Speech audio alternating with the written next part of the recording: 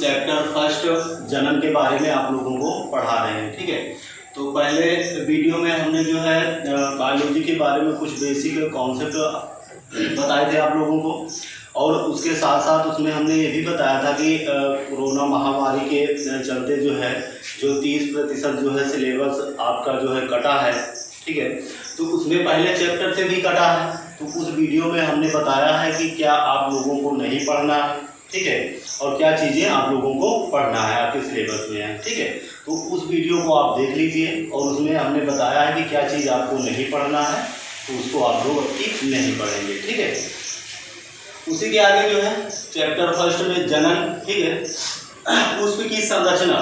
ठीक है, तो हमने बताया था आप लोगों को पुष्पीय पौधों में लैंगिक जनन के बारे में कि यहीं से आप लोगों को पढ़ना है, जिसमें जो है जीवों में जनन, इसको आप लोगों को नहीं पढ़ना है। ठीक है, आपको पुष्पीय पौधों में लैंगिक जनन के बारे में पढ़ना है। ठीक, तो उसमें हम सबसे पहले देखते हैं पुष्प की संरचना के बारे में। ठीक है, इसकी पूरी संरचना के बारे में देखते हैं कि इसमें क्या क्या चीज़ें होता है। ठीक है, तो ये पुष्प की संरचना यानी पुष्प का जो है चित्र यहाँ पर बनाया हुआ है हमने। तो इसमें देखिए क्या क्या चीज़ें हैं। देखिए ये डंठल है, जिसको हम रंध्र भी कहते हैं। ठीक है, ये तने से जुड़ा हुआ होता है आपका। ठीक है, वो रंध्र है। और ये वाला जो भाग दिख रहा है आप लोगों को, ये फूला हुआ सा भाग जो दिख रहा है, ये होता है आपका पुष्पासन। ठीक है, इसका ऊपरी का जो भाग होता है, बाहर वाला भाग, ठीक है, तो ये होता है पुष्पासन। इसके अंदर जो है पुष्पासन के अंदर जो है आपका अंडाशय होता है। क्या होता है? अंडाशय होता है। पुष्पासन के अंदर अंडाशय होता है। और देखिए ये जो बाहर से यहीं से जो है पुष्पासन से जुड़ा हुआ एक भाग होता है, ये इसको बोला जाता है बाह्यदल। ठीक है, क्या बोला जाता है? बाह्यदल पुंज कहा जाता है। ठीक है, अब इसको जो है इंग्लिश में काइलिक्स के भी नाम से जानते हैं, काइलिक्स। ठीक है, काइलिक्स के नाम से जानते हैं। अब यही बाह्यदल से ही जुड़ा हुआ एक बाहरी भाग होता है। ठीक है, उसका बाहरी भाग होता है जिसको हम दलपुंज कहते हैं। इस वाले भाग को क्या कहते हैं? ये जो बड़ा सा भाग है पूरा, ठीक है, इसको जो है दलपुंज कहते हैं। अब इसको जो है करोला के नाम से जानते हैं हम। ठीक है, इंग्लिश में इसको करोला कहते हैं। ठीक है, अब देखिए इसी अंडाशय से एक भाग निकलता है। देखिए ये लंबी से पतली नली नुमा संरचना निकलती है। ठीक है, जिसको जो है इस नली को ही क्या कहते हैं? तंतु कहते हैं। इस नली को क्या कहते हैं? तंतु कहते हैं। इसको फिलामेंट के नाम से जानते हैं हम। ठीक है, और इसका ऊपरी जो भाग होता है, देखिए उभरा हुआ भाग है इसका, जो तंतु के ऊपर का जो भाग है उभरा हुआ सा, इसको जो है पराग कोश कहते हैं। क्या कहते हैं? पराग कोश कहते हैं। इसको इंग्लिश में एंथर के नाम से जानते हैं। ठीक है, एंथर कहते हैं। ठीक है, अब ये वाला जो भाग है ये नर जनन भाग होता है। ठीक है, पुष्प का नर जनन भाग होता है। ठीक है, कहाँ से? यहाँ। ठीक है, ये जो तंतु निकला हुआ है, तंतु और परागकोश, ये यहाँ से दो इस तरफ निकले हुए हैं, दो इस तरफ। ठीक है, तो ये जो होता है ये नर भाग होता है। ठीक है, पुष्प का नर भाग होता है। ठीक, अब देखिए ओवरी यानी अंडाशय। ठीक है, अंडाशय से ही एक पतली लंबी सी नली निकलती है। ठीक है, अब इस नली को क्या कहते हैं? वर्तिका कहते हैं। इस नली को क्या कहते हैं? वर्तिका कहते हैं। और इस वर्तिका के ऊपर जो है एक उभरा हुआ सा भाग होता है, जिसको वर्तिकाग्र कहते हैं। क्या कहते हैं? वर्तिकाग्र कहते हैं। इसको इंग्लिश में स्टिग्मा के नाम से इसको हम जानते हैं। ठीक है, तो आइए इसी के बारे में जो है हम पढ़ते हैं। तो पुष्प की संरचना। ठीक है, देखिए पुष्प एवं इसके जनन भाग। ठीक, पुष्प एवं इसके जनन भाग। देखिए पुष्प एवं इसके जनन भाग। जनन भाग में जो है, जनन का मतलब नर भाग और मादा भाग दोनों आ जाएगा आपका, ठीक है। पुष्प एवं इसके जनन भाग। तो हमने आप लोगों को बताया कि ये वाला जो भाग होता है ओवरी से जुड़ा हुआ होता है, परागकोश, तंतु, ये सारे जो है नर भाग होते हैं, और ये ओवरी से ही एक जुड़ी हुई, उसी से निकली हुई एक रचना लंबी सी होती है, वर्तिका और वर्तिकाग्र और अंडाशय, ठीक है। ये तीनों जो है क्या होता है, पुष्प का मादा भाग होता है, ठीक है। ये पुष्प का मादा भाग होता है और ये पुष्प का नर भाग होता है, ठीक है। तो पुष्प एवं इसके जनन भाग, ठीक, ये पुष्प हो गया और इसके जितने भी जनन भाग हैं, ठीक है। पुष्प एवं इसके जनन भाग एक डंठल के द्वारा, एक डंठल के द्वारा तने से जुड़ा हुआ होता है,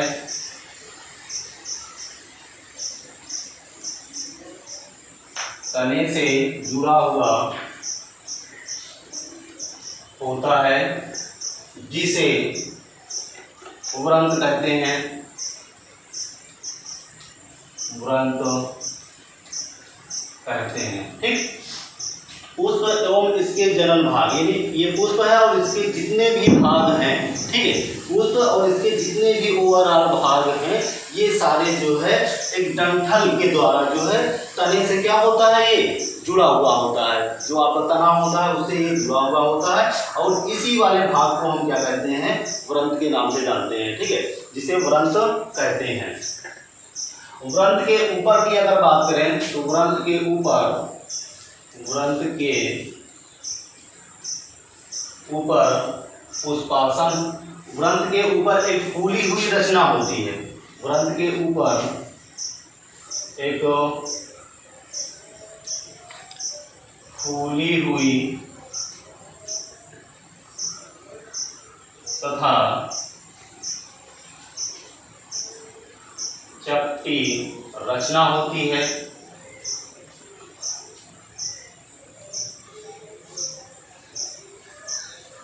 जिसे पुष्पासन कहते हैं,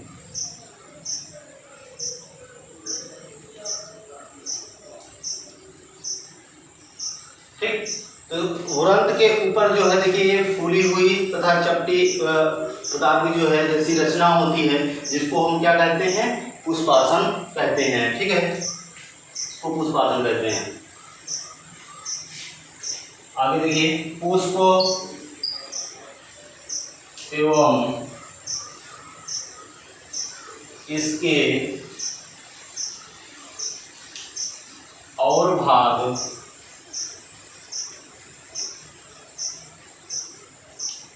एक निश्चित क्रम, एक निश्चित चक्र में व्यवस्थित रहते हैं,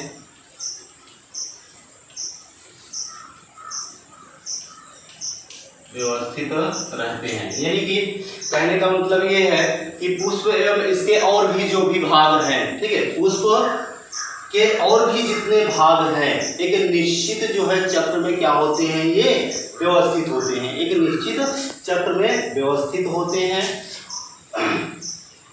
और ये 4 प्रकार के होते हैं, और ये 4 प्रकार के होते हैं, और इसके 4 भाग होते हैं, ऐसे आप समझिए, और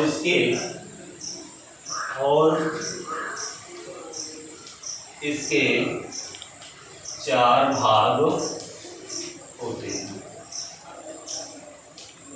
ठीक है, और इसके 4 भाग होते हैं। इनमें जो है 4 भाग बनाए गए हैं, ठीक है। पहला भाग है बाह्यदल कुंज, दूसरा वाला भाग है दल कुंज, ठीक है, और तीसरा वाला जो भाग है वो पुंकेसर है, पुंकेसर में आ जाता है तंतु और परागकोश, ये दोनों आ जाते हैं पुंकेसर में, ठीक है। ऐसे हम इसको लिख दे रहे हैं। देखिए ये वाला जो भाग है इसको कहते हैं पुमंग या पुंकेसर के नाम से इसको जानते हैं, पुमंग भी कहते हैं, उमंग या पुंकेसर, यानी इसको इंग्लिश में जो है एंड्रोशियम कहते हैं, एंड्रोशियम इंग्लिश में इसको कहते हैं, ठीक है। तो ये उमंग वाला भाग हो गया, 3 हो गए। और चौथा जो भाग बनाया गया, ठीक है, वो इसका बनाया गया जिसमें वर्तिका, वर्तिकाग्र और अंडाशय आ जाता है, ठीक है। इसको जो है जयांग कहते हैं, ठीक है, यहाँ पर लिख दे रहे हैं, इसको क्या कहते हैं, जयांग, जयांग, ठीक है।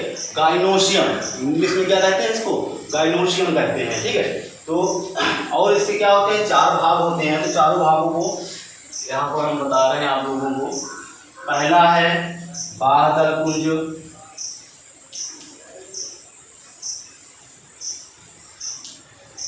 बाह्यदल पुंज। दूसरा है दल पुंज। तीसरा है पुंकेसर या उमंग भी कहते हैं, उमंग। चौथा है जायांग, चौथा है जायांग। बाह्यदल पुंज को कैलिक्स, कैलिक्स इसको इंग्लिश में कहते हैं। दल पुंज को कोरोला इंग्लिश में कहते हैं। उमंग यानी कि पुंकेसर, इसको जो है एंड्रोशियम कहते हैं, एंड्रोशियम। और जयांग को इंग्लिश में जो है गाइनोशियम।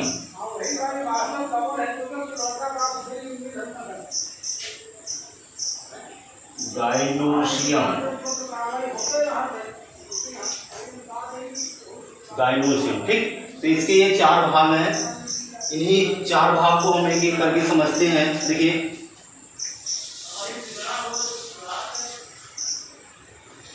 इन दोनों को समझिए। बाह्यदल पुंज यानी कैलिक्स और दल पुंज करोला, ये दोनों ही, ठीक है, पुष्प के बाहरी भाग होते हैं। पुष्प के सबसे बाहरी भाग होते हैं,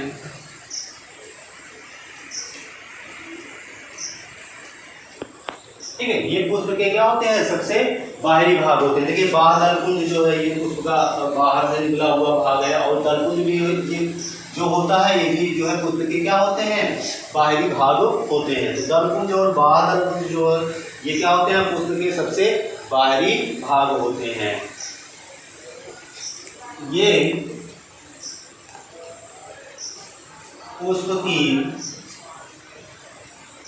रक्षा करने में सहायक होते हैं, रक्षा करने में सहायक होते हैं। रक्षा करने में क्या होते हैं, ये सहायक होते हैं। तो पुष्प के ये सबसे बाहरी भाग होते हैं, और ये पुष्प की रक्षा करने में जो है क्या होते हैं, सहायक होते हैं, ठीक। अगर बाह्यदल पुंज की बात करें तो इसका जो रंग होता है वो जो है हरा रंग होता है।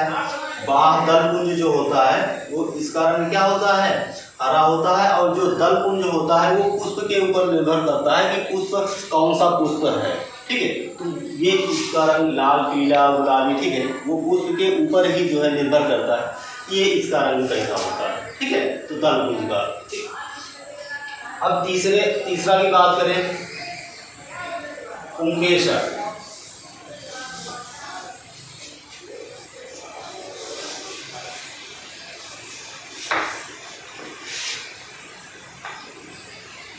तीसरा है उमंग। यह पुष्प का नर भाग होता है, यह पुष्प का नर भाग होता है।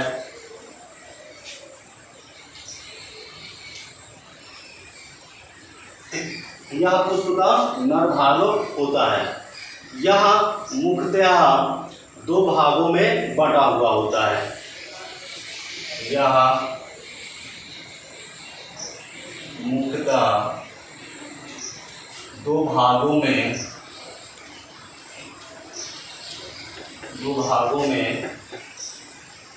बटा होता है।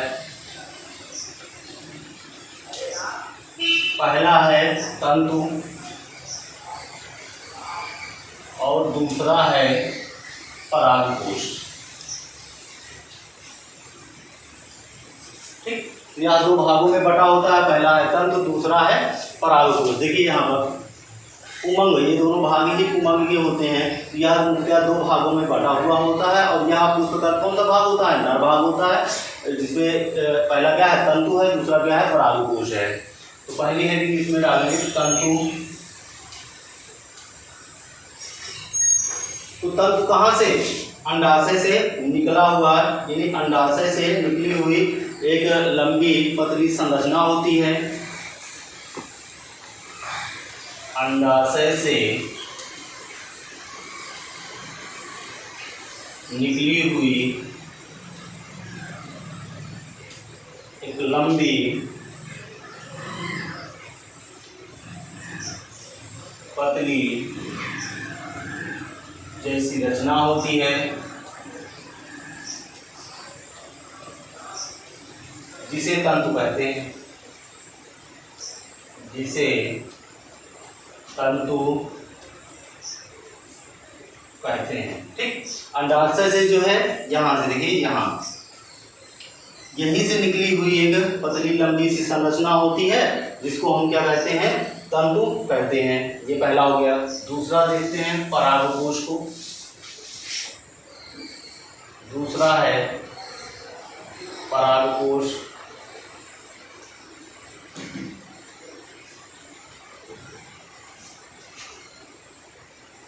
तंतु के ऊपर, तंतु के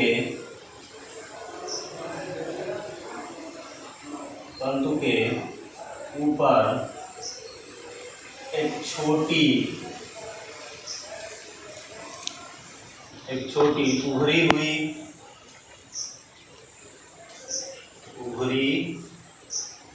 हुई तथा चपटी जैसी रचना होती है।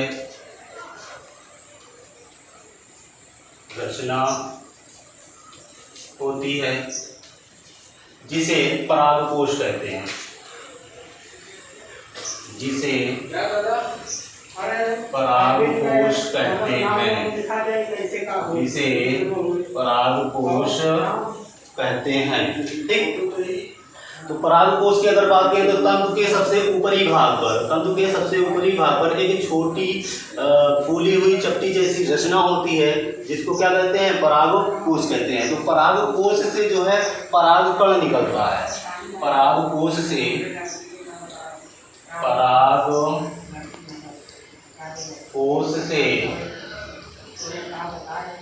परागकण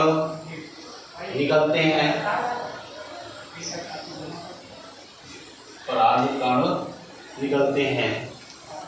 जो जनन के लिए क्या होते हैं? सहायक होते हैं। जो जनन में जो है भाग लेते हैं। जो जनन में भाग लेते हैं। जो जनन में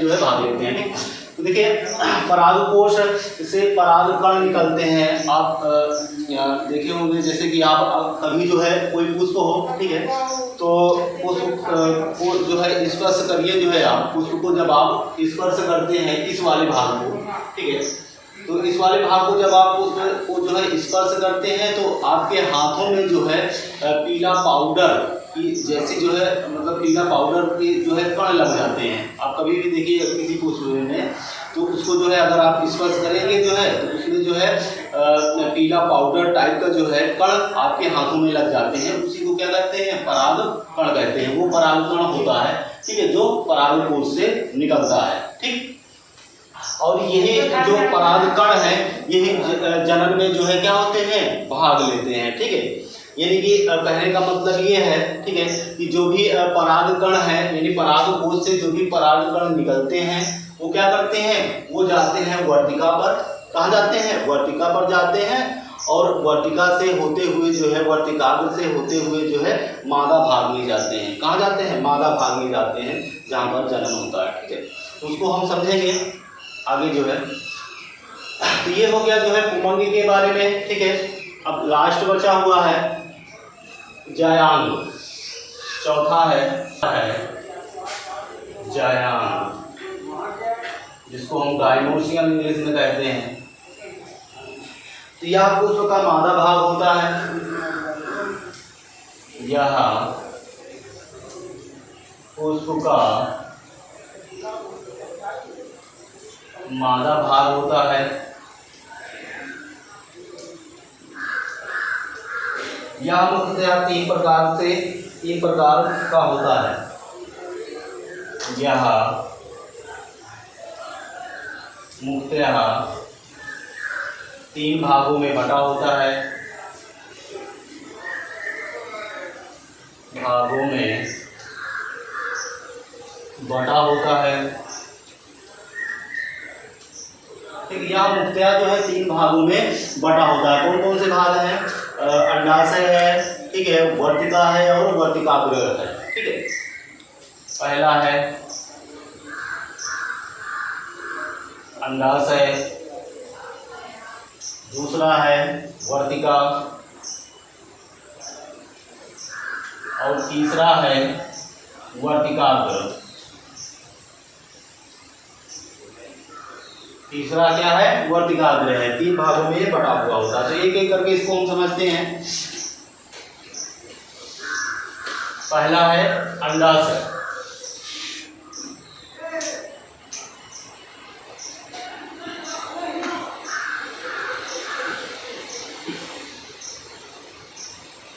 पहला है अंडाशय, इंग्लिश में इसको ओवरी कहते हैं। ठीक, तो देखिए अंडाशय जो होता है एक फूली हुई रचना होती है। अंडाशय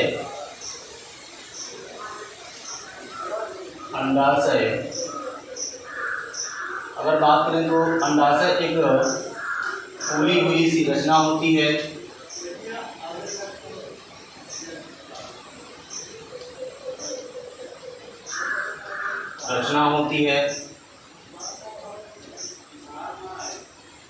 अंडाशय जो होता है वो पुष्पासन से जुड़ा हुआ होता है। अंडाशय पुष्पासन के भीतरी भित्ति से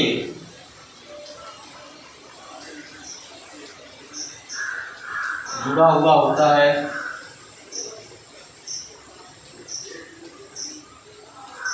ठीक, तो अंडाशय जो होता है वो फूली हुई रचना होती है और यह जो है पुष्पासन जो है इसके भीतरी भित्ति, यानी भीतरी भित्ति का मतलब दीवार। ठीक है, भीतरी दीवार से जो है अंडाशय क्या होता है? पुष्पासन की भीतरी दीवार से अंडाशय जुड़ा हुआ होता है। ठीक, अगर बात करें जो है तो अंडाशय के अंदर जो है, अंडाशय के अंदर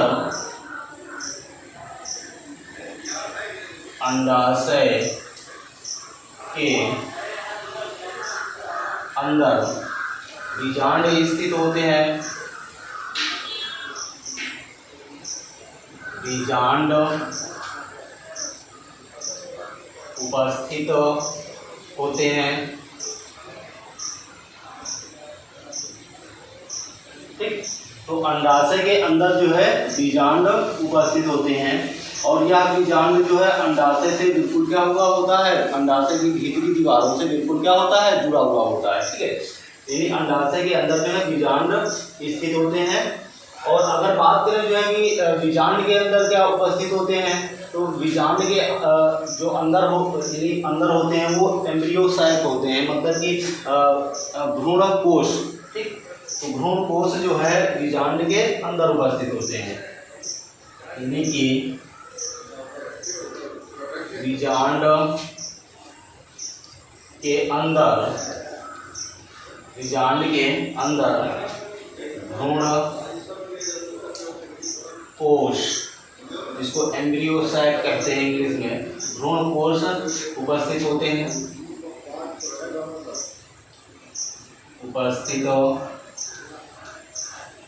हैं। ठीक, यानी कि बीजांड के अंदर जो है भ्रूण कोश उपस्थित होते हैं।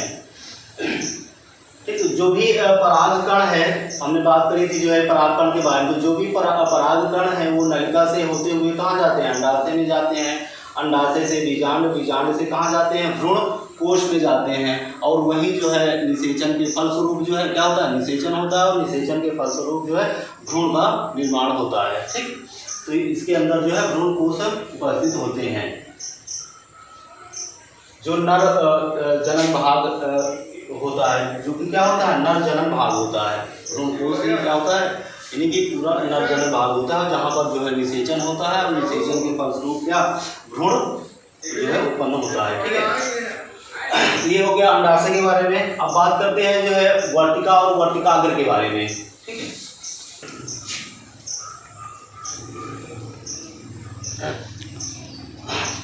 तो अंडाशय से ही जुड़ी हुई एक लंबी पतली रचना निकलती है।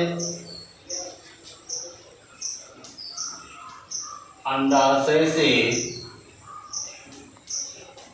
जुड़ी हुई एक पतली लंबी रचना निकलती है।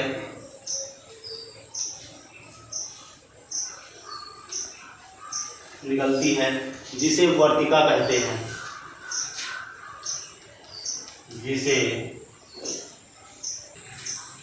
तीसरा है वर्तिकाग्र।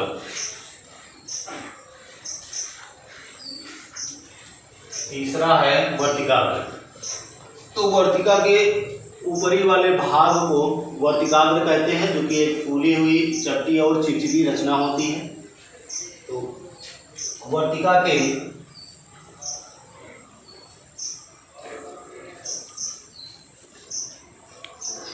ऊपरी भाग को वर्तिकाग्र कहते हैं। वर्तिकाग्र कहते हैं, जो एक फूली हुई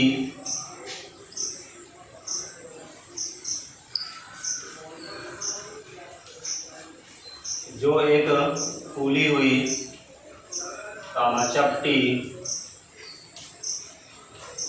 तथा चिपचिपी जैसी रचना होती है।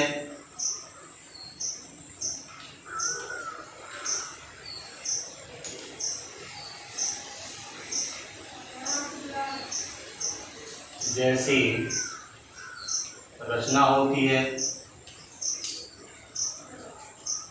ओके, ठीक है। तो वर्तिकाग्र जो होता है, ये वर्तिका का सबसे ऊपरी भाग होता है, ठीक है, और यह एक फूली हुई, चपटी हुई और चिपचिपी जैसी रचना होती है। तो इसी को हम वर्तिकाग्र कहते हैं, यानी कि स्टिग्मा। ठीक है, इसका इंग्लिश क्या नाम है, स्टिग्मा, इसी को कहा जाता है। ठीक है, ये ओवरऑल जो है पुष्प की संरचना के बारे में है। ठीक है, तो इस वीडियो को यहीं तक रखते हैं, और ये वीडियो अगर आप लोगों को अच्छा लगे तो इसको अधिक से अधिक लोगों को शेयर कीजिए। Thanks for watching video.